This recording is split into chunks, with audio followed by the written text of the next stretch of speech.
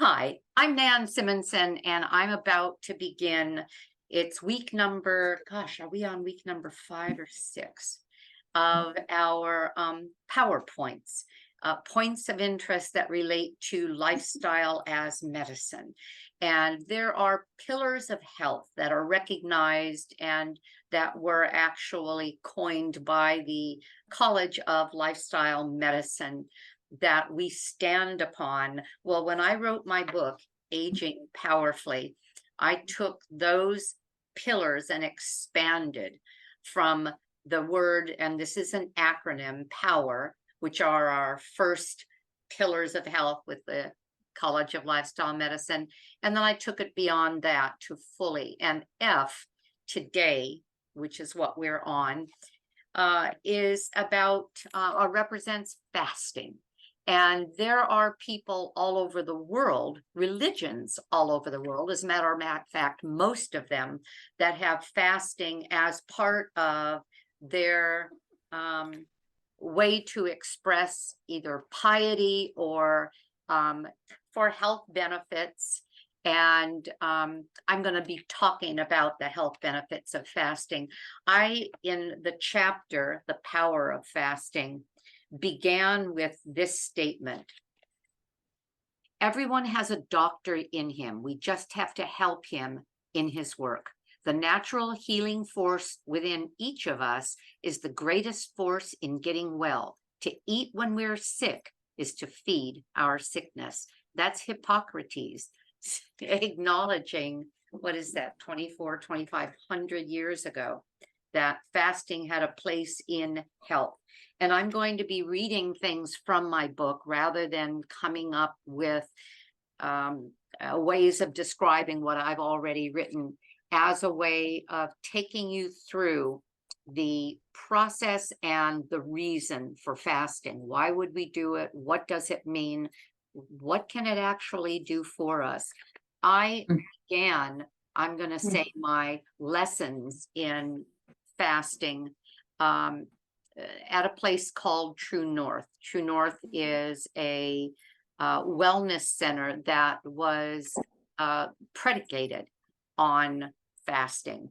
And they are the world's largest fasting and recovery center, or fasting and recovery center in the world. And they've been working at this for 40 years, fasting people from days to weeks to even months, and have healed unretractable, or is it retractable, illnesses. I was there in 2018 as a way to learn about their whole food, plant-based, and a completely plant-based lifestyle, because not only are they, when their people are refeeding or even before going into fasting, promoting whole foods, plant-based, but also something called SOS free. True North promotes salt, oil, and sugar-free eating. I'm not completely salt free. Refined sugar, yes. Oil, I don't use it in my cooking. That doesn't mean no fat. That just means no oil. I'm going to say that today I'm doing what I always do with our group of the PowerPoint community, and that is that we have a group of people. I think we've got 7 or 8 on now, and they are muted. If you're not muted, people, go ahead and mute if you would. I think I hear something in the background. And when I'm finished with my training, we gather together to talk. If you'd like to be part of that community, just write me at agingpowerfullywithnan@gmail.com, and I'll send you the link for that. So I spent 10 days at True North learning and watching the fasters and learning from their multiple interdisciplinary modalities. We had therapists there, we had dietitians there, we had yoga practitioners, we had Reiki practitioners, all the things that would help us when we are quieting our body while not eating. Again, I wasn't one that was not eating, and there were a number of people who were there for exactly the reason I was, and that is to kind of cleanse our bodies and learn what we could. I watched as these people, and I heard as these people were making themselves well. So I am a health coach with a practice in Riverside, California, that was founded by Dr. Wayne Dysinger, who is one of the original physicians in the College of Lifestyle Medicine. He's a past president. He is one of the founders. And I was fortunate enough to begin my practice as a health coach in such a highly esteemed atmosphere where I learned what I learned. And that was nearly 5 years ago. And I practice a form of fasting called intermittent fasting, or what some people call time-restricted feeding. I practice that on a daily basis.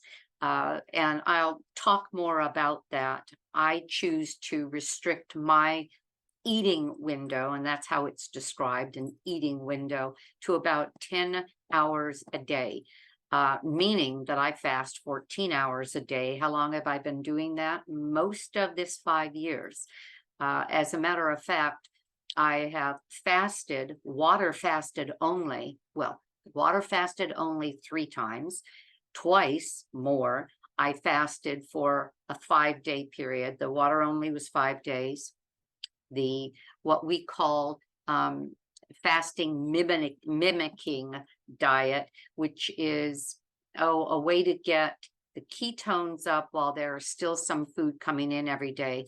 And that's what we do with the general population at our clinic. Actually, 3 times a year, it's recommended that patients who are able to fast, whether it's water fasting, but that needs to be closely supervised, or the fasting mimicking diet, which is a combination of carbohydrate, protein, and fat that allows the body to kick into ketosis. The calories are low enough, fat is high enough that the body kicks in. And you're going to hear why this makes sense and why it's something that anyone would willingly and actually happily do. Again, I did it 5 times for the 5 days, and then every day. I begin my day of eating usually at around 8:30, finish my last meal at 6 or 6:30, and the time in between that, there is no food. There might be water, but there is no food that I have. And so that is a 14-hour fasting window. Okay, why fast? Dr. Jason Fung, an expert on fasting who's internationally acclaimed for his work in the treatment of diabetes, obesity, and cancer, has based his career on the healing properties of fasting. In his book, The Cancer Code, he suggests that the primary disease pathway of cancer is caused by the dysregulation of insulin, claiming that obesity and type 2 diabetes increase in individuals the risk of cancer. One of the strategies outlined in his book is intermittent fasting, which I do, which reduces blood glucose and lowers insulin levels. Another is eliminating insulin-stimulating foods such as sugar and refined carbohydrates. When I talk about, I'll say, our eating style at the College of Lifestyle Medicine and my particular practice with patients, I don't say vegan, even though that's what we're talking about, a plant-based diet. I say whole food, plant-based, because vegan can mean the most processed foods as long as they don't have animal product in them, Oreos and a Coke. That's not what we're talking about. We're talking about food as close to nature as possible from the plant kingdom, or as close as someone can get to that, or more often in the day than not. The American diet, the SAD diet, standard American diet, is heavily processed. Over 60 to 65% of what we eat is processed. Another 25% approximately is animal based, and maybe there's 5 to 7% plant-based, and a lot of that is processed like ketchup and French fries, and not the healthiest food for us. So it's really quite radical when we say whole food, plant-based, exclusive, or as much as possible, and as close to nature as possible. Okay, I'll keep going with that. So when he says eliminating insulin stimulating foods such as sugar and refined carbohydrates, that is quite frankly what most Americans eat most of. Dr. Fung, a board certified nephrologist, explains in another book, The Obesity Code, the first one was the Cancer Code, that everything we believe about how to lose weight is wrong, and that weight gain and obesity are driven by hormones. Only by understanding the effects of insulin and insulin resistance can we achieve lasting weight loss. And I'm going to add to that, I think, lasting but also easy weight loss. I transitioned to a whole food diet in 2018. Prior to that, I was on a seesaw kind of an eating pattern of either feast or famine. For a good part of my adult life, I was a binger. And the binging was usually followed by purging. I'm ashamed to say it, but that's what I did. I was bulimic for well over 50 years. I couldn't stop. Medications try to work that out of me, the antidepressants, in case that was the problem. None of that mattered. Overeaters Anonymous and Weight Watchers and Jenny Craig and all kinds of diets to maybe train me to eat differently didn't work until I began whole food plant-based eating, which stabilized my blood sugar. So when he talks about stabilizing blood sugar to keep weight loss or to help with weight loss, I wasn't overweight, but I was addicted to food. And it was addicted to the foods that were the sugary foods, the fatty foods, the salty foods, the things that you could become addicted, and maybe you are. When you're hungry, all you can think of grabbing is high sugar, high salt, high fat, usually combined. Those are the foods that we tend to not be able to stop eating. And I'll finish my point here. He further explains how intermittent fasting can break the cycle of insulin resistance, allowing us to attain a healthy weight, or in my case, I'll just say, acquire a healthy relationship with food. Dr. Fung offers further insight in yet another book, Lifestyle in the Fasting Lane, How to Make Intermittent Fasting a Lifestyle. My focus on fasting is related to the health benefits. In his YouTube video, The Top 5 Reasons to Fast, and you can find that on YouTube, the top 5 reasons to fast, and this is general fasting as opposed to just intermittent fasting. Dr. Fung notes some practical benefits that I hadn't even considered. 1, fasting is effective for the treatment of several health risks, including obesity. If you're trying to lose weight, it's a powerful way to do it because, quite frankly, it's 0 calories. If you want it to be more effective, fast for longer periods. 2, it can be used in conjunction with any current diet. In other words, yes, we would love to see someone on a whole food plant-based diet, but paleo as well as vegan, as well as even keto. When you're fasting, you're simply not eating any of it. 3, fasting is free. It can save money. 4, it's convenient. There's no time spent shopping, prepping, cleaning, or quite frankly, eating.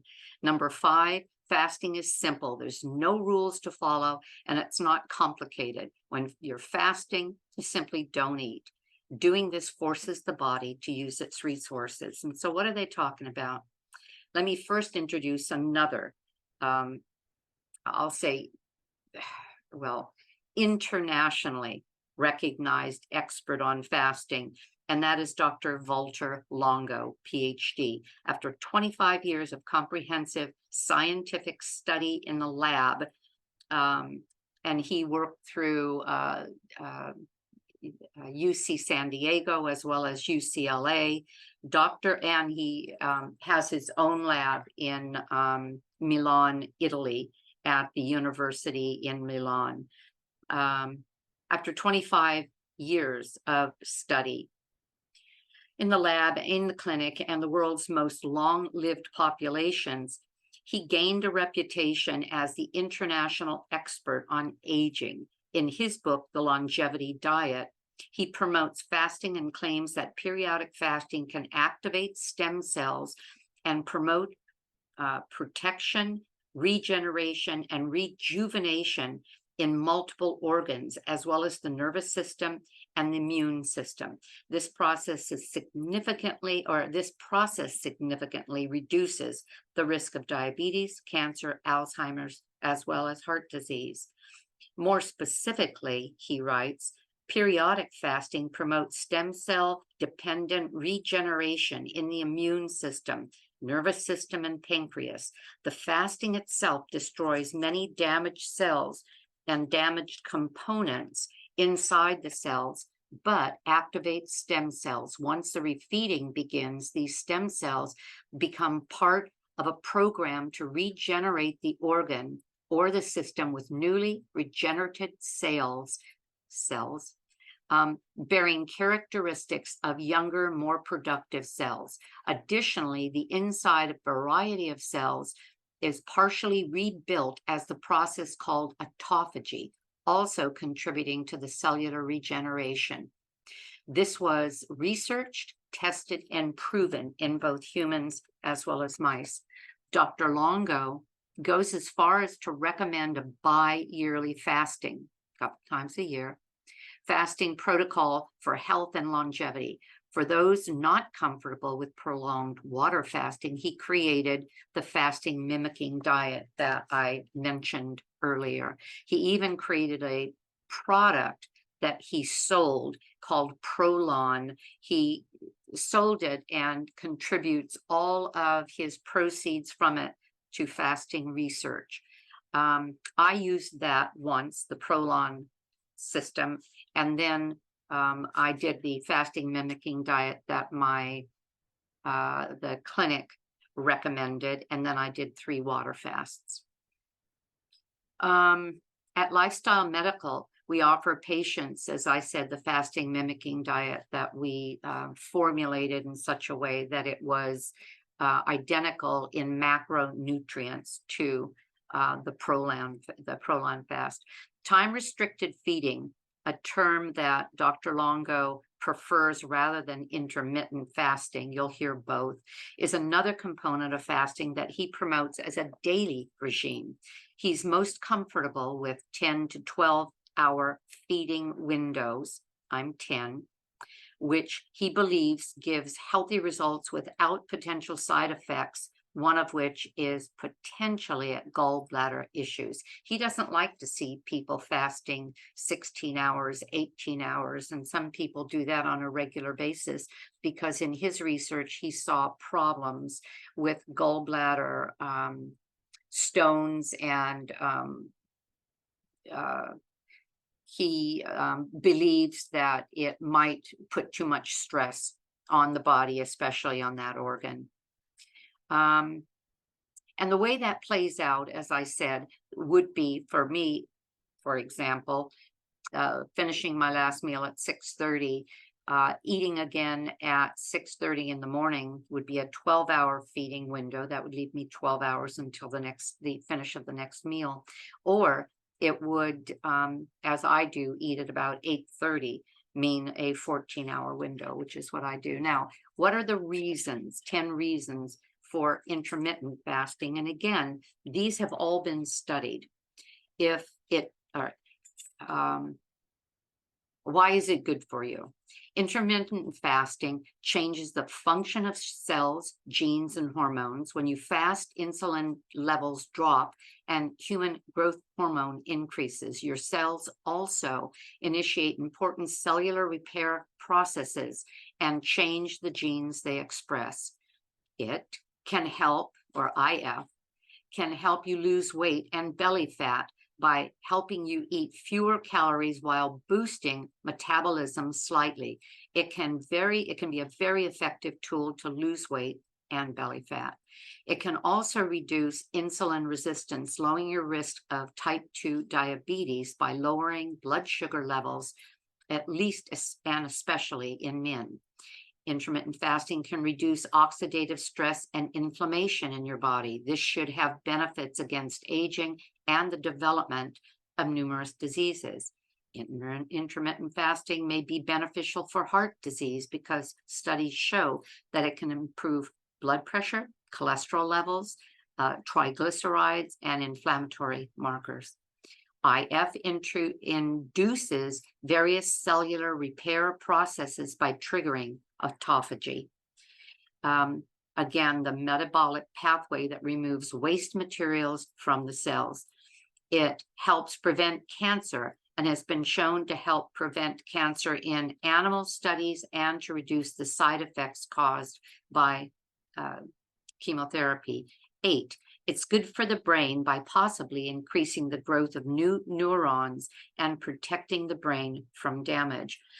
IF, number 9, IF may help prevent Alzheimer's because what they've seen is in animal studies suggests that intermittent fasting may be protective against neurodegenerative diseases like Alzheimer's and early onset dementia.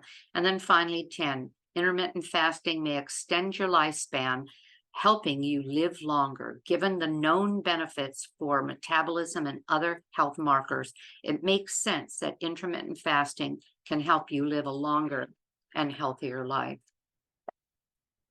Despite the possible health benefits, there are people who may not benefit and may not do well. If, for example, you are suffering from diabetes and low blood sugar, that could lead to spikes and crashes while you're experiencing your intermittent fasting. This could be dangerous, and this is absolutely a reason to talk to a doctor before adding that to a regime. Additionally, extended fasting is not generally recommended for without medical supervision of older adults, adolescents, and people who are underweight. And they're talking about the extended water only or caloric deficit fasting. If you decide to try intermittent fasting, be sure to stay well hydrated, fill your diet with nutrient-dense foods during the eating periods to maximize the potential health benefit, which is why we do what we do with a whole food plant-based diet anyway. If you're going to eat a thing that will feed you down to the cellular level and actually help you rather than harm you. Additionally, if fasting for longer periods, try to minimize intense physical activity and get plenty of water. I actually exercise every morning fasted.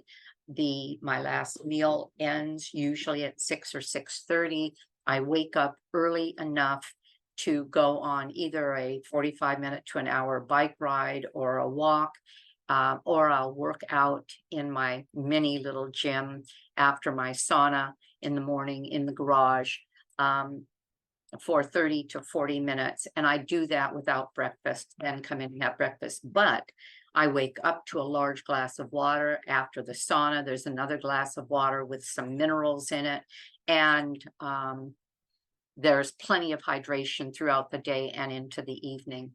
So you will see, if you Google benefits of time-restricted feeding, benefits of intermittent fasting, and the term intermittent fasting can also be ascribed to a way of eating where people eat for 5 days and then don't eat for 2, or eat minimally for 2 days and then eat anything they want. Well, eat anything they want for 2 days and then eat a regular diet for 5. There's lots of ways of putting that together. Dr. Longo, as I said, prefers to call it time-restricted feeding, where what we're looking at is that window of eating. Have I felt a benefit of this? considering that I've done it for over 4 years, absolutely. My husband and I both do the same thing. It does a couple of things. It gets food off your mind. It teaches you that we don't have to eat throughout the day. There are many people who simply eat a thing when they see a thing. If they pass by a food, if they pass by or they're doing the dishes at night and there's something there that looks yummy, they pick it up and eat it. They don't think about it. I don't do that because when I'm done with my meal, I'm simply done. I'm done eating. Things are not going to be eaten in the middle of the night. Think of what that can do calorie wise.